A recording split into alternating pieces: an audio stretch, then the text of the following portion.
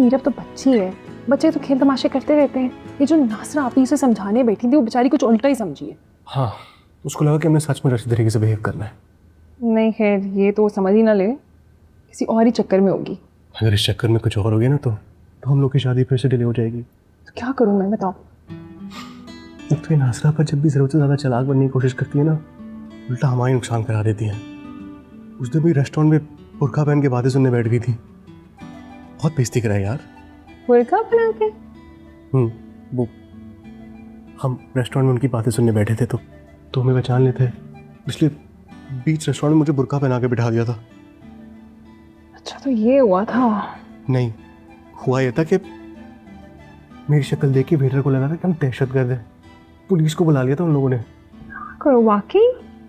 किस तरीके से वहाँ से जान छुड़ा के हमने नासरा को घर ड्रॉप किया, सोचो तुम्हारी। अच्छा, नासरा आपी ने वैसे अपनी बेइज्जती की कहानी सुनाई नहीं?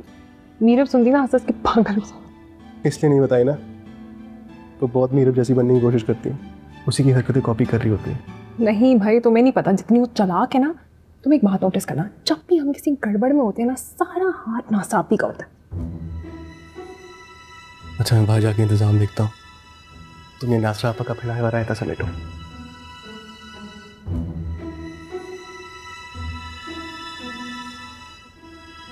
अच्छा वो आप मिल गई, मुझे आपको पता नहीं है। मुझे तो कुछ ना बताओ, नासरा पे बहुत गुस्सा आ रहा है। बस नहीं चल रहा था भाई बशीर के गले का हार बन जाए। ने देखा मीरब को तो डांट दिया, वो तो उसके नकल में छुपके छुपके फायरवर्क्स करा लिया और फोटोग्राफर मौसूफ तस्वीरें खींच रहा था।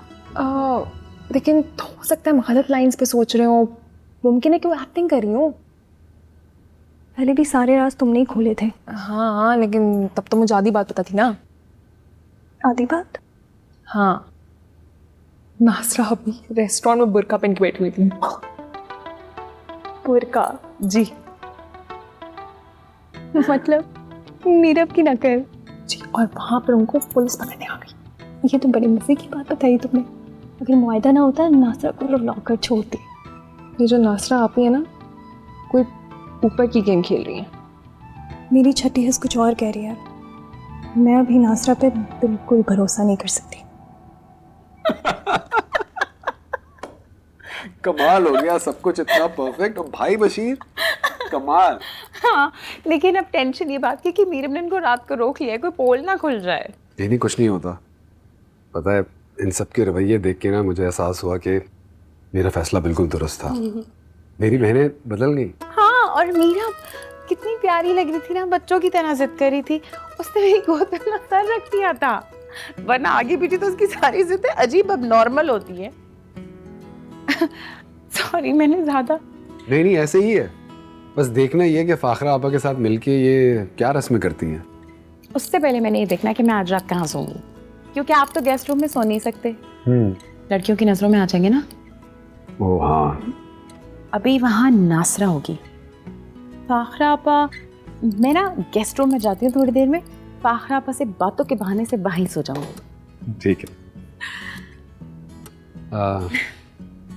खुशा, थैंक यू सो मच। तुमने आके ना मेरी जिंदगी बदल दी। आज मुझे लगा कि अम्मी अब्बू ने जाते जाते जो जिम्मेदारी मुझ पे सौंपी थी वो मैं पूरी कर सकूंगा। मेरी बहनें बिल्कुल नॉर्मल हो रही हैं। बहनें, हर बात में बहनें। हाँ, कमिटमेंट की है तो निभानी तो पड़ेगी। कहते हैं कमिटमेंट को अच्छी तरह निभाना करियर में कामयाबी की दलील है, तो निभा रहे हैं हम भी।